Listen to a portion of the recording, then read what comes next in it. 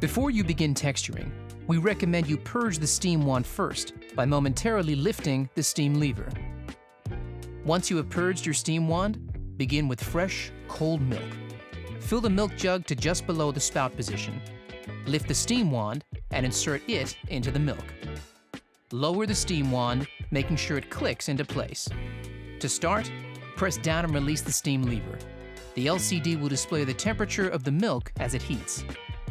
Milk texturing will stop automatically when the selected milk temperature is reached.